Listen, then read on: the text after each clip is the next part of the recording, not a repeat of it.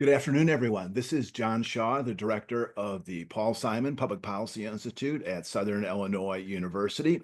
Thank you for joining an installment of our series, Understanding Our New World. And we're delighted today to be joined by a really important and inspirational leader, Melissa Connelly.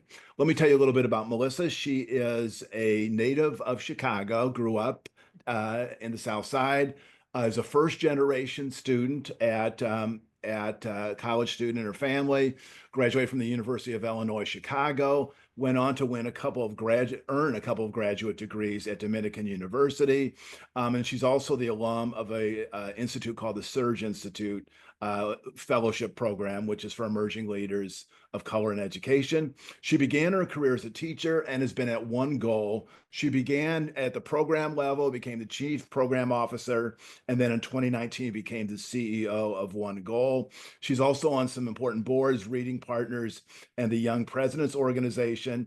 And we're interested in a really wide-ranging discussion about OneGoal, which is doing some very important work, but also some broader issues about counseling and advising for young people as they consider careers and life after college. This is a really important area in public policy that I don't think really gets the attention that it deserves. So we're looking forward to a really terrific conversation. So Melissa, thank you so much for joining us. Thank you for having me. Such a privilege. Great. Well, Melissa, I sort of elided over your background, but you have a really compelling and powerful story. You grew up in a big family. We both did. You're one of six children. Your mom was a single mom. Um, Financial difficulties and challenges. Your early years, you were a little bit of a rebel. You were actually, as you left high school, as you were entering high school, you were in a truancy program, which you talk about quite often, and then just completely turned your life around. So you could probably talk about 2 hours about the journey, just the path you took. Yeah, I used to tell this story as if it was, sort of an anomaly or, some sort of an underdog. And it's so funny because now when I get asked this question, I'm like, actually, this just sounds like the story of a lot of our young people, where you don't have all the resources you need to pursue your crazy, bold ambitions. And, there is no real playbook for how to become successful or how to break family generational curses, and you hustle and you fall down, and if you're really really lucky, there's a couple of caring adults that happen to find their way into your life and help you see something in yourself that you couldn't otherwise see. And so that is so much of my story. I missed more than 50 days of my eighth grade. So I was 13 and wandering the streets, if you will. And I was in some ways lucky enough to become a part of this truancy abatement program in high school, which in many ways had some serious design flaws that set me back. But one asset was that I was assigned a social worker who, in many ways, just became my advocate and, in some ways, a second mom. And challenged me on a lot of assumptions I had about myself, a lot of beliefs I had about myself, and basically taught me that if I worked half as hard as I did at misbehaving and getting myself into trouble and in school, that it would pay dividends on the other side. And she was right. And so I'm very, very lucky and have worked very hard and feel like I will spend the rest of my life trying to pay it forward. You were referring, of course, to Miss Jeter, who The is one and only. you describe as a saint, a just someone who just utterly embraced you. And it's interesting, Melissa, as I was thinking of your story, I was recalling in a conversation we had a couple of years ago with Ruth Simmons, this iconic leader, the first African American to be president of Ivy League University. And she was one of 11 children and struggled. Her mom died just as she was about to enter high school. And she was embraced. I went back and looked at my records by a drama teacher by the name of Miss Mm. Lily, who also just kind of took her under her arms and just insisted that she get involved in theater. And Ruth Simmons says, I mean, this was the person that, basically saw her skills and her talents or her latent skills and talents and just insisted that she swing for the fences. I mean, as I was hearing your story, I was thinking a lot of her story as well. Well, and it's, I do this exercise often when I find myself in rooms with wildly successful people. I mean, billionaires, millionaires, who, we spend time together trying to change the world. And I often ask this question of, raise your hand if you got here alone, if there wasn't a caring adult in your life who helped push you, guide you. And of course, no one raises their hand, right? Everybody had someone in their corner who believed in them, who pushed them, who challenged it, whether it's a parent, an aunt, an uncle, a teacher, a mentor, right? I think we, especially in the age of technology where we like to think that, you can build a tool and that'll be the answer to all society's ills, we often forget just how human are driven and motivated by relationships, by people, and so it's my story, but it is the story of so many successful people that there was someone standing in their corner to guide them, and that's part of the reason why we do what we do at OneGoal. Well, there's one part of your story that is really quite powerful and really, I mean, shows just your utter resilience. And you were, I think, a senior in high school. You had been admitted to NYU to study theater, and you decided to take a trip to New York and check out NYU. Pick up the story from there.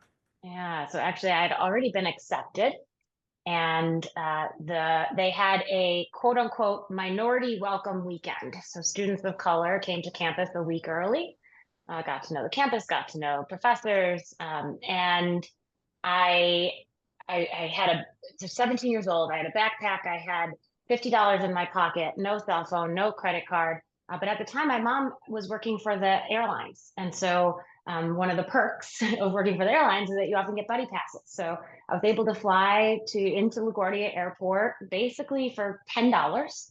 And I landed in LaGuardia, and I realized I didn't know how to get from the airport to campus. But on the plane ride over, I had watched an episode of Friends, and I remember Phoebe had a cab, and everybody seemed to like hop into taxis, and so I would just hop in a taxi, and I jumped in the back of the cab. I said, "Take me to NYU," with all my 17-year-old ambition, um, and as I'm sitting in the cab, I'm watching the meter tick up slowly, and I'm watching 25, $30, $40. And all of a sudden I realize I'm about to spend every single cent I have. And I'm going to be 17 in New York by myself for the first time. And so we pulled up to the front steps of NYU, and I immediately started crying because I realized if anything happens, I don't have a dollar to my name, and I don't know anyone in this city. And so I begged begged the taxi driver to take me back to LaGuardia so I could go home. And he did. He took pity on me. He didn't charge me for the ride home. I gave him the $50 I had in my pocket, and I didn't enroll in NYU. And it literally was, the difference between just not having access to a credit card or not having access to another adult who could, spare a few extra dollars to get me by for the weekend. And so it was my dream school. I worked really hard to get in. I had some scholarships, and instead I came home. We call that phenomenon in education summer melt. But even that term doesn't sound as painful as it was, because I thought, I tried and I failed. And that was the beginning and the end of my career at NYU. Another story you tell, which maybe it was shortly after that, when you went to Bradley, you enrolled in Bradley and had this wonderful, stellar semester. First semester did really well, and but then the bursar bill arrives and it, completely changed your plans. I mean, pick that story up. Yeah, so and these stories are connected because when I got home, I realized it's a week before the start of school, and I have no college plans. So I started looking for a job, but then I called Miss Jeter, my high school counselor, and again at this point I'd already graduated, but if she picked up the phone and said, "Melissa, you should really look at one of these other schools that accepted you that you declined." And like, let me make some phone calls. Let me see if there's still a spot that we can get you into. And so, very last minute, I was able to enroll in Bradley University, packed up my car, drove down to Peoria, Illinois, and I started my semester. And I was so determined to, sort of prove everyone wrong that I could be successful in college and that this was the right place for me. And I got a 4.0 my first semester. I mean, I barely slept, but I was going to make sure that I proved that I deserved to be there. But on the last day of the semester, the same day that I got an award for the highest GPA for a Black freshman student, and there was a little plaque, I had to literally take that plaque and put it in my box of stuff to go home. Because I owed $3,000 and I could not re-register for second semester as long as there was a hold on my account. I had already been denied for additional loans. My mom had been denied for a Parent Plus loan. And so I went home. And so it's $3,000. Now looking back, it's, I often share this story and say, Bradley University, I will gladly accept an honorary doctorate at any point, because I should have finished there. But I think these kind of financial barriers happen to our young people all of the time, and there are really challenging bureaucratic processes and policies that prevent students who deserve educational opportunities from actually accessing them. Right. Well, the story takes a much positive turn. You go to the University of Illinois, Chicago, finish up there. You get several graduate degrees. You begin your career as a teacher. I think fifth grade, was that right? Or Yeah, my fifth graders, my first babies. talk about your foray into teaching. So I got my degree in sociology from University of Illinois Chicago. But one of the classes that I took my last semester was taught by Dr. Amanda Lewis at University of Illinois Chicago, and she wrote a book called Race in the Schoolyard. And the basic premise was that a lot of our understanding of who we are as humans, but also how we relate to each other across lines of difference, is actually developed in school and like on the playground and in the rhetoric that we use and the jokes that kids tell and the ways in which they bully other students. And so much of that is built there. And I remember having this aha that I was like, if that's where you learn sense of self, and sense of others, then that's where I want to be. I want to be in schools. And it just so happened that as I was walking out of that lecture, there was a Teach for America recruitment poster in the building. And so I immediately signed up for Teach for America. I became a 2006 core member in Chicago, was hired in Bronzeville. So I taught in the Bronzeville neighborhood. We actually founded a school. So I was hired before there was even a school that existed. And I was asked to teach fifth grade. And I was 22 teaching, 10-year-olds, still figuring out who I was as an adult.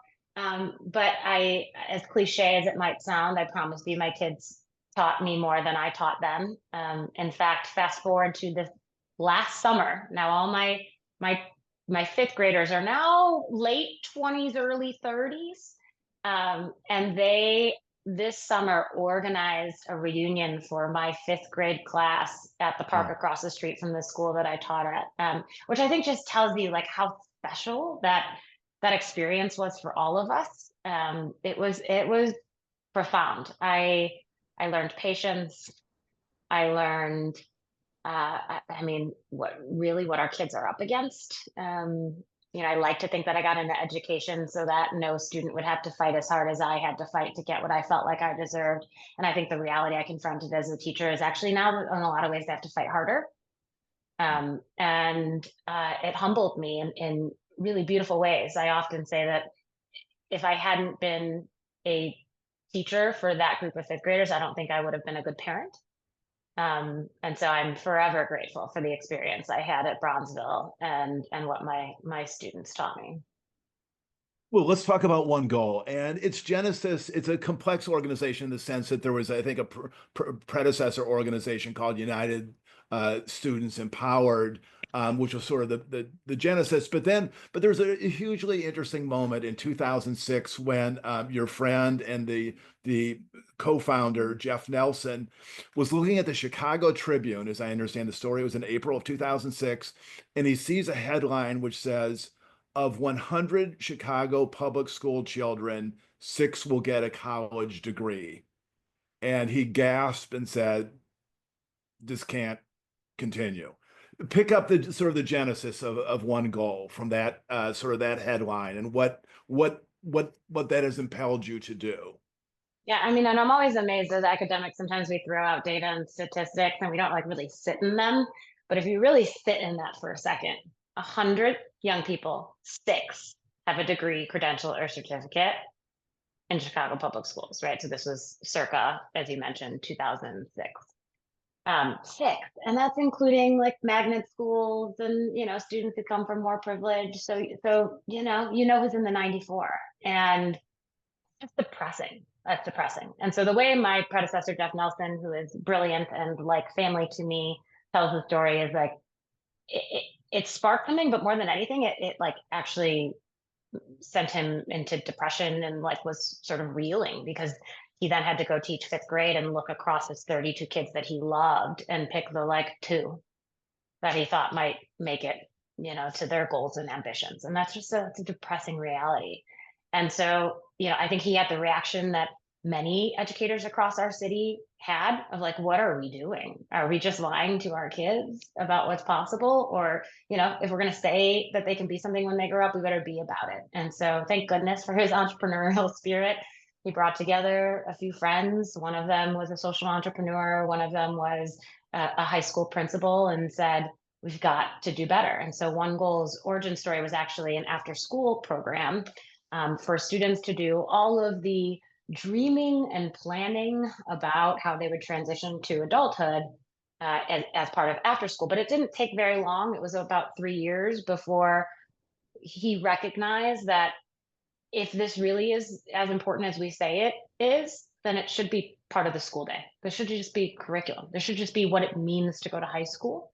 And so from that, this construct of OneGoal being a credit bearing course that young people can take junior and senior year of high school, and then have wraparound supports as they transition into their first year of post-secondary, was really sort of birthed. And, since then, we've become even increasingly sort of bolder and ambitious about what that looks like to integrate that experience for not just a cohort of students, but for all students. No, you were just talking about the launch of OneGoal in 2007, and so maybe let's just kind of begin there. The kind of the organizing principle, and then the structure that you've built to advance that principle of OneGoal. What your aspirations are. Yeah. So, this again stat on the front page of the Tribune really rattled anybody who cared about kids and education in that moment. And so the basic sort of underlying premise is if we really believe that some sort of education, be it college, career certificates, training, right, however you're defining it, if we believe that a high school diploma is insufficient, then you have to do the work when students are young adolescents to equip them for what's next. It's no longer good enough to hand you a diploma and assume that you're going to have a career that provides a family sustaining wage and some security. And so, and yet, like, the way in which we support students hasn't evolved with that insight. And so the basic premise is that we believe that the kind of planning and advising that young people need should exist as an integrated part of the school day. It has to exist in school. It should not be an extracurricular activity. It should be a curricular activity. We also fundamentally believe that educators need to be a core part of the solution. The counselor to student ratio is upwards of 400 to 1 nationally. It is impossible for a counselor to be able to do the kind of work that students need alone. And so we equip really powerful educators who are already in school buildings, care about our young people, really get a lot from having meaningful conversations about purpose and about our young people's future with them. And so why not leverage them, their talents, their gifts, and their ability to build relationships with young people to ask some of the bigger, harder questions beyond chemistry, algebra, history, but purpose, impact, future, your plans for what comes after high school. And so we've done that through a class-based approach for many years. For actually the first about 15 years we were an organization, we were primarily experienced by our school partners as offering a credit bearing elective with curriculum, with data, with tools to ensure that young people are set up for success on some of these bigger picture questions about their futures and their lives. And as of late, we've increasingly got into the business of really supporting entire districts.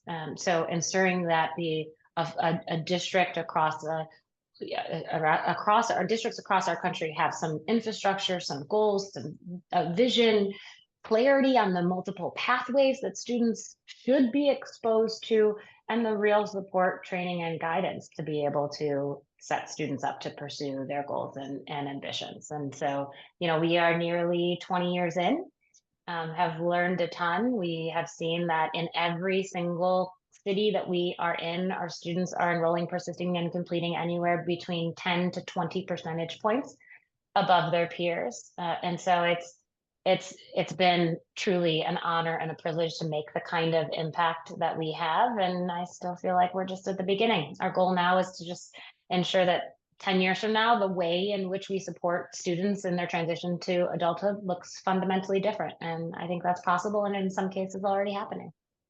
I want to come back to that in a second, but I wonder if we could, in your annual report, which is really quite compelling, I would urge people to take a look at it. You talk about, as an example, Joliet at School District 204. So walk us through sort of the mechanics of how that might work. I mean, would there be, I don't know if there are multiple high schools within that district, but would they come to you and say, hey, we've heard you have this terrific program, work with us, or would you, one of your staffers say, hey, let's reach out to Joliet, 204, see what their needs are, see how we might work. And then would you have a staff member dedicated to, one school, both schools? I mean, just kind of explain the story of Joliet as a way of kind of making your program as tangible as we can. Well, and I'll offer, just a quick aside. I mean, I think the unique thing about OneGoal, I believe, is that we take a very partner-centric approach to all of our relationships with our districts and our schools.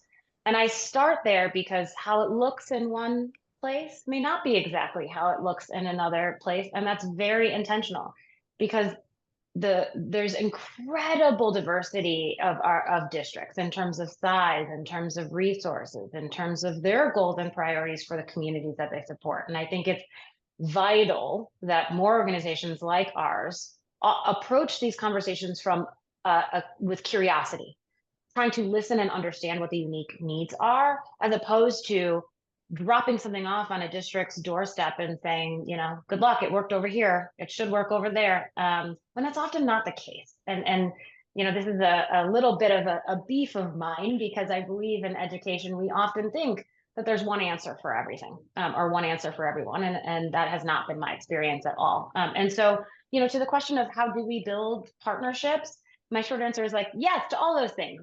Sometimes we go to a district and we say, hey, we've looked at your high school report card. We see that you have these, strategies or these priorities in place that seem to be aligned with post-secondary outcomes.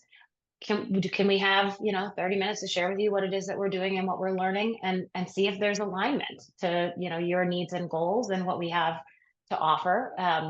And there are some cases where districts go on our website and you can look up, there's a link that says like for potential partners, and you can reach out to us and say, hey, can we have a conversation about what resources we might be able to sort of align on as we pursue our post-secondary outcomes. Uh, and everything in between. I mean, sometimes there's just a really incredible educator or counselor at a district who's doing work but has needs support, and they'll reach out to us. And it's not always a superintendent or a school leader or a key decision maker. Sometimes it's a caring parent, it's a caring educator, it's a counselor, who's just saying, I know our young people deserve more. How might we work together?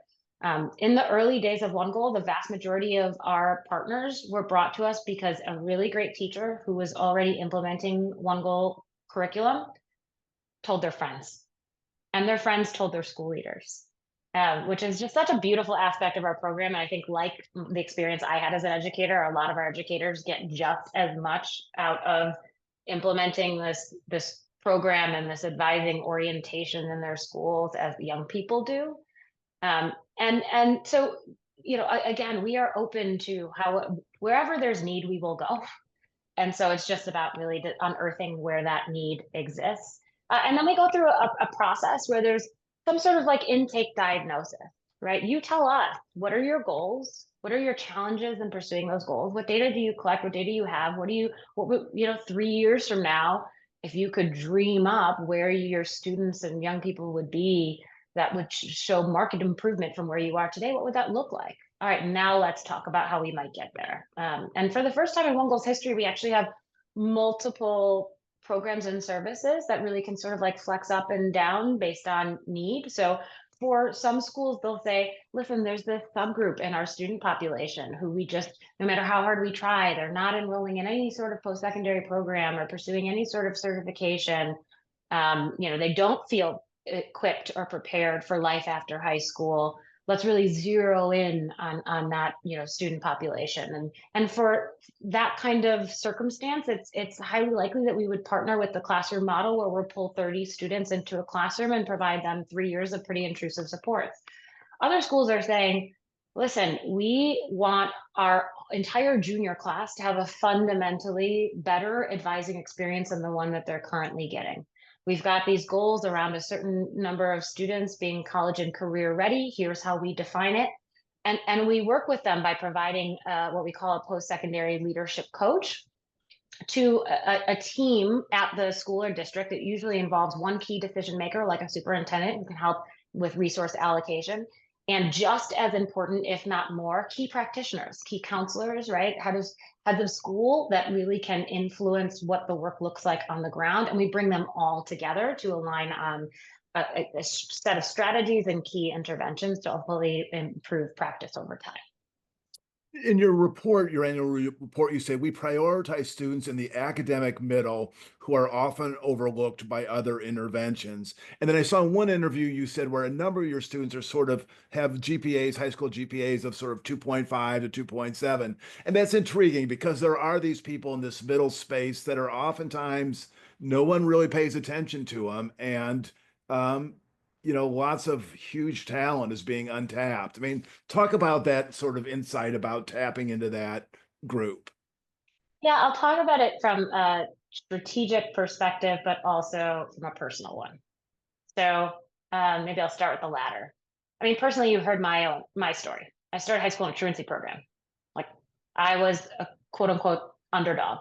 I was the kind of kid that people say is not college ready or college material.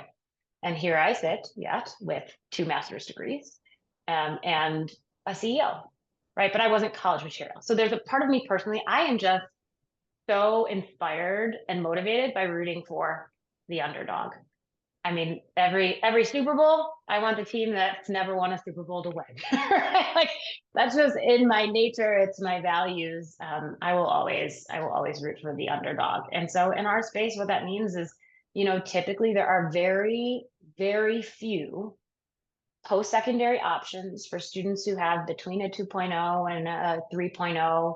They're not getting into the Ivies, they're not getting into highly selective institutions with high completion rates. And so, the options they have are often limited and either really hard to get into, right? There's a lot of this conversation about like everyone should go to trade school, everyone should, join some sort of workforce training program. Some of them are very hard to get into, right? And sometimes it is about like, do you know someone who's already in that field? And so, even the options and the access to some of those pathways is challenging. And then in the collegiate space, I love the community college system. I'm a product of the community college system. I got an associate's degree from Community College in Cicero. I attribute that to why I got into University of Illinois Chicago and ultimately finished.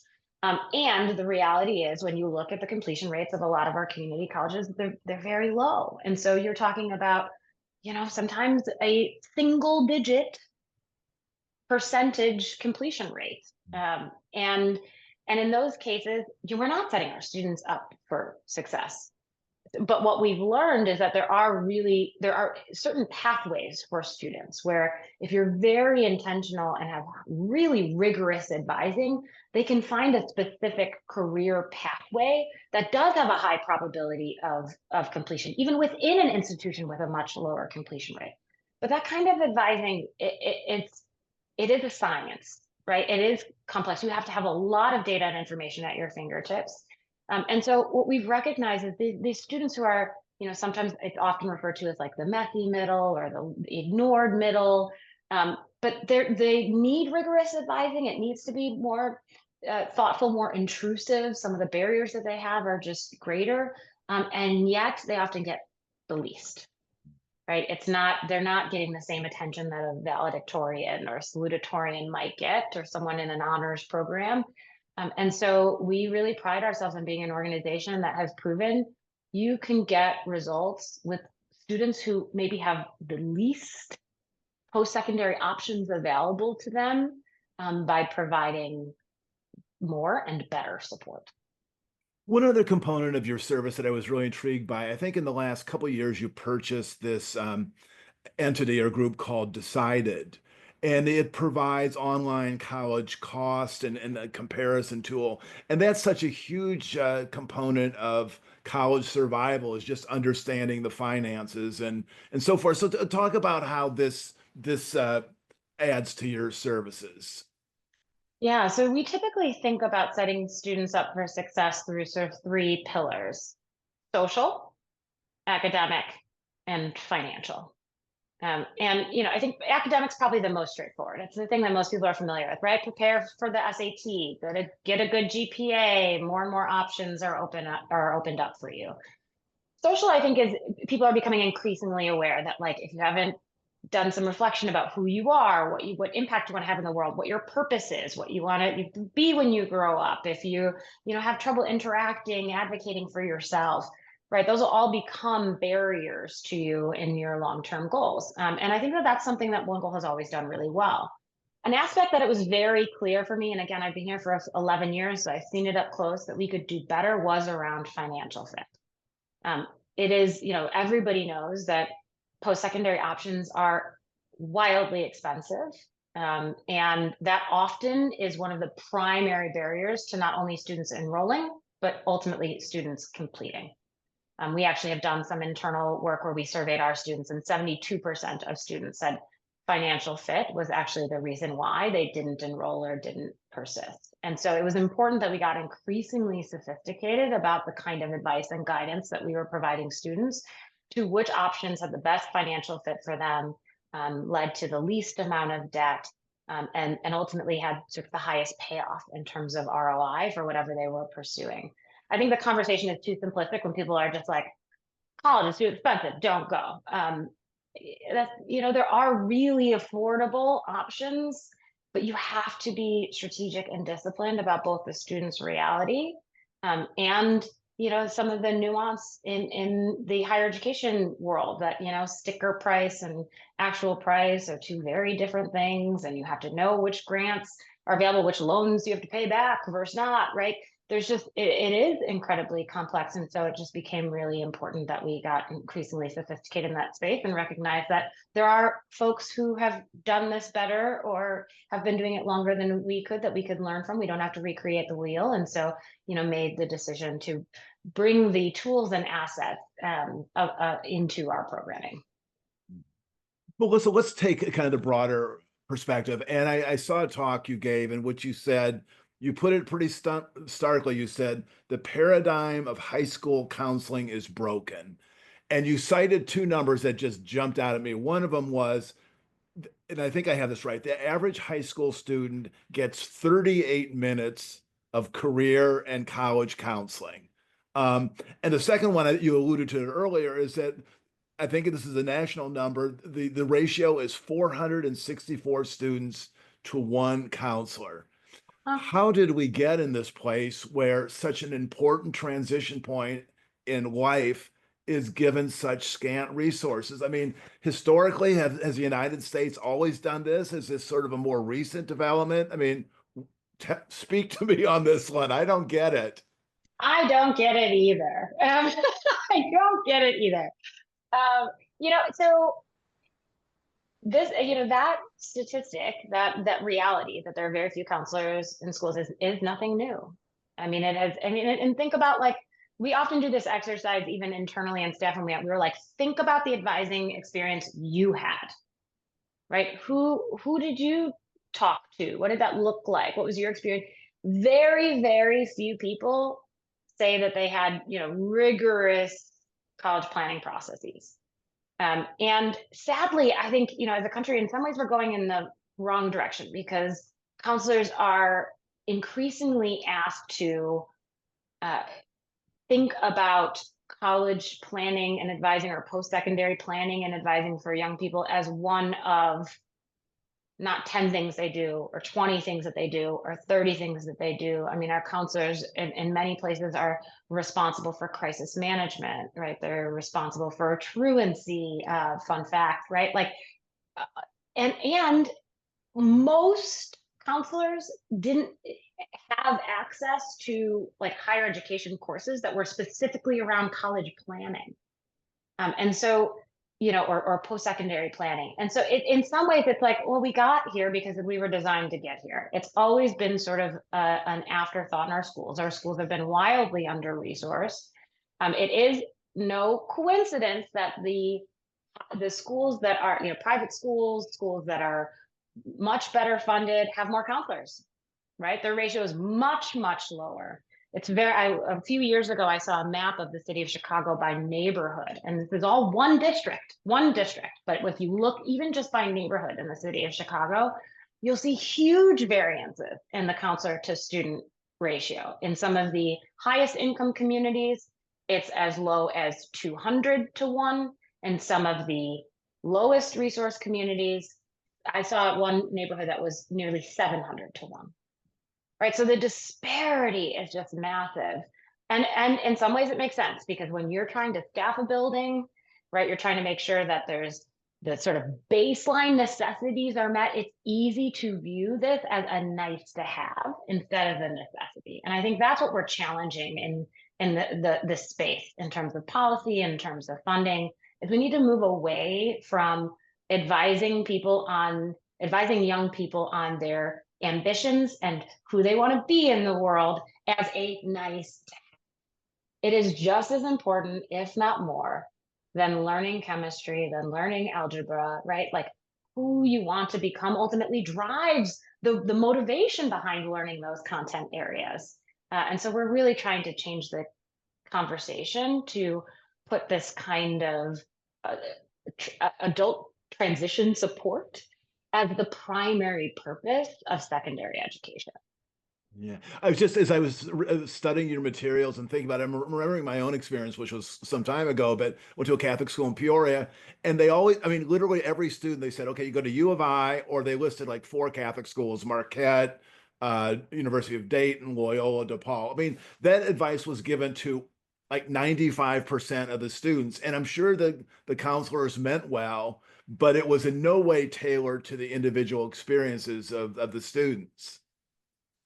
I mean, and I think that is the more common experience. And I would hate for anybody to hear this back and forth and think it is anything that is a result of what counselors are doing, because I think our counselors, in many ways, are God's gift to education, right? They, like, care so deeply about our young people, and yet this paradigm, as you heard me say in the past, it's just broken. It's a broken paradigm, and it doesn't matter how good the people are. You put in a broken paradigm, it's not going to work. And so you have all these bleeding heart educators who have, become counselors because they care so deeply about kids. They are motivated by the relational aspects.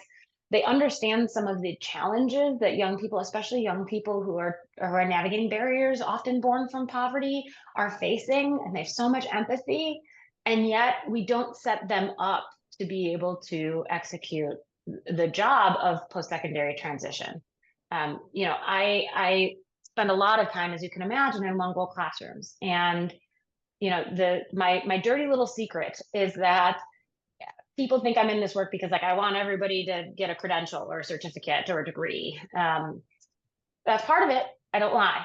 But why I really am in this work is because when I'm in OneGoal classrooms and I'm in high schools, kids, 17-year-olds who a lot of our society looks at as grown or adults, but I still see them as, babies. Like they're still becoming who they are. And they will say things like, Mrs. Connelly, I am only at school today because I'm seen here. People know me. They know they know what I'm about. They know the fact that I'm navigating homelessness right now. They helped me work through the loss of a parent, right? They know how fearful I am about being able to afford any sort of post-secondary plan or trying to do this on my own. They know I currently have to, as second I go home from school, I have to work to help provide for my family. And I'm worried that if I'm not here to work, I can't provide for my family, right? These are the kinds of very personal and adaptive challenges our young people face. It's not as easy as here's a college list, apply and pick one. I wish it were that easy for our young people, but it's not. And so, reorienting to honoring the complexity of the decisions that our young people have to make and some of the barriers that they have to overcome, um, I think is our responsibility. And then when you acknowledge that, you start to see, oh, well, then a 500-to-1 ratio ain't gonna do it, right? But you have to understand what the work is before you realize that doesn't work. I mean, if you the statistic about having 38 minutes, I mean, imagine what you can know about a young person in 38 minutes. You might get to know their name, you might get to know generally what some of their goals are, generally what they're interested in, but are you gonna know that they are, deeply battling a mental health situation and need additional resources and support to come back to school tomorrow, let alone dream about what's going to happen a year from now. And those are the kinds of conversations we want to make sure that there's at least place for in our schools so that our kids can be seen and honored as the full human beings they are and are becoming, in order to make some of the most consequential decisions of their life. Right. Well, stipulating just the essential quality of this one-to-one, looking someone in their eye and talking to them, how can technology be used? I mean, I think since 2020, you have used more some hybrid models. I mean, how can technology help this, stipulating that it's not the problem? It's not like you can just develop a little kind of tutorial that people, can log in and get their college advising. But how can technology help?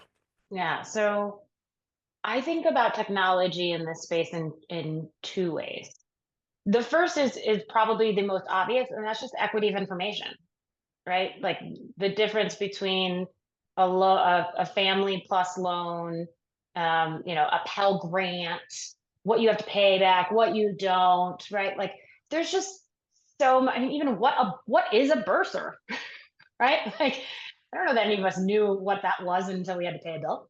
Right, and you don't want to learn that lesson for the first time the hard way when something's due. You want to learn that in advance. So part of it is just sort of demystifying the complexity that is the higher education landscape, the pathways landscape, the career landscape, and ensuring that there's equity of information. Right, most of us only know what we see, and when you grow up in poverty, that view can be limited.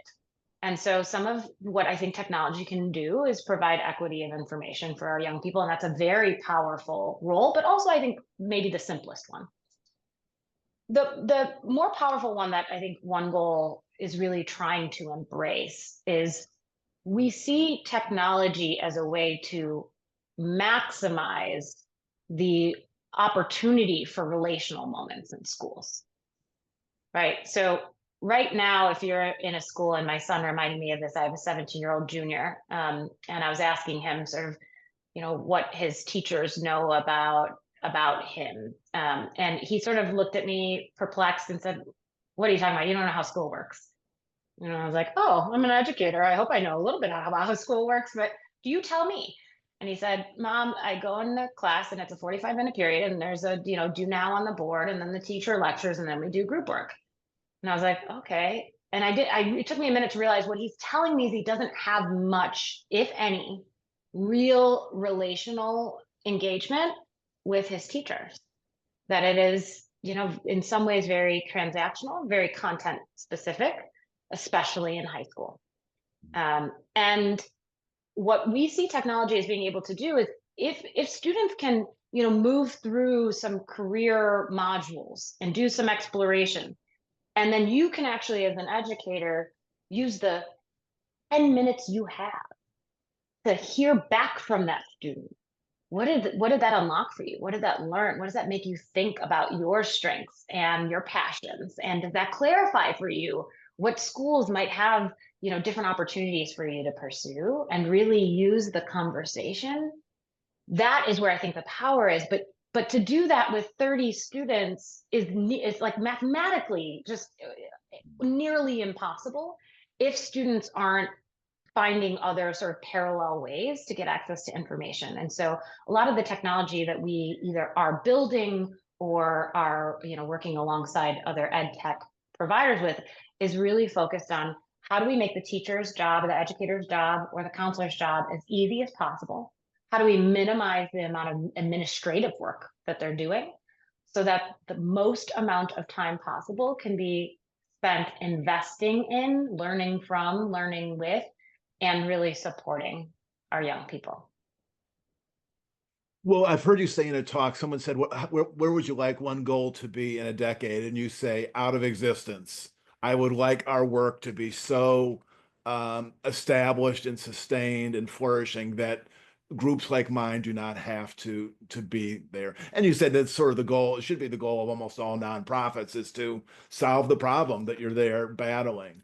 Um, so as you think about how things could unfold, I mean, what is the best case scenario for the next decade, that this really important problem that you're highlighting, that we really confront it and to start solving it? Yeah, so I was actually joking with someone recently that my vision for OneGoal in some ways was born out of a mental breakdown. I was raising two young kids. I was the CEO, big job, lots of travel, exhaustion, and I couldn't figure out what was motivating me. And I realized that it wasn't, having one more school partner with OneGoal, like having, going from 100 schools to 101 schools to 102 schools. Like that was not going to be what got me out of bed in the morning and encouraged me to work as hard as I could possibly work on behalf of young people. But if I truly believed that it was possible for a decade from now, for the way that we advise and support young people to their transition to adulthood just be the way it is for all kids, to just be how schools do business, that's motivating. And so that's what we started to work towards is, could we create a vision for the future where 10 years from now, all schools have structured space in the school day for kids to dream about what they want to be when they grow up, to have a real supportive communal and relational environment to help them figure out how they're going to get there, to have the data, tools, information at their fingertips to be able to pursue it, and access to help when they need it. Um, and when you say it like that, it's like, yeah, that feels possible, right? Like, think about how study hall is used in most schools right now, or advisory. Like, you can picture that reality, but schools are going to need support. They're going to need resources. They're going to need training to get there. And so, increasingly, that's what we're trying to do. We are trying to focus less on developing a specific program or product and more about the practices that would create the kind of conditions for young people to make good decisions about their future. Right. Well, I have to ask you this, with all of this really important and difficult work and raising a family and all, how do you like to relax and unwind and decompress? I mean, what is the way that you can just find quiet and comfort? Mm, so important as a leader and something that we don't always take seriously. So I'm like a little worried about saying this out loud because I feel like I might get judged for this, but I work out 365 days a year. Like I exercise every morning. I have like about 90 minutes of just me time every single morning. It doesn't matter if I'm on the road. It doesn't matter, if that means I'm up at 3 to catch a flight at 5. That is sacred to me. I really believe that like movement is medicine. And so for me, whether it's Peloton or, a walk or yoga, I recognize that like when I'm taking care of myself physically, I'm able to take care of myself emotionally, spiritually, take care of others. And so that's been really important to me. At some point I was realizing that I was going to burn out if I didn't change something. And so like the nerd and academic I am, I took a course on lifestyle and wellness. And it was just so clear that, I think sometimes we think it is successful people who are happy as opposed to happy people who are successful. And so I really have tried to, I'm not perfect at it. I make mistakes all the time, but I've tried to treat my own happiness as almost an organizational priority. My board chair has called it my fiduciary responsibility to take care of myself. And so that reframe has, I think, been really helpful for me in seeing, the ways in which I need to be a complete human being. Last note, I will say my kids are a big part of what makes my life full and, brings me a ton of joy. My daughter's a all-star cheerleader, and so I travel with her a ton and watch her compete, and in those moments like I get to forget everything about work and just be present with her. My son does a radio show every Saturday that I get to listen to, and so when you grow up in the way that I did with some of the challenges that I did, I don't know, you don't take your own family that you built for granted, and so find a lot of joy in my home. Well, Melissa, you could not be doing more important work, and it's just important organization that you're building and creating, and a cause that you're illuminating.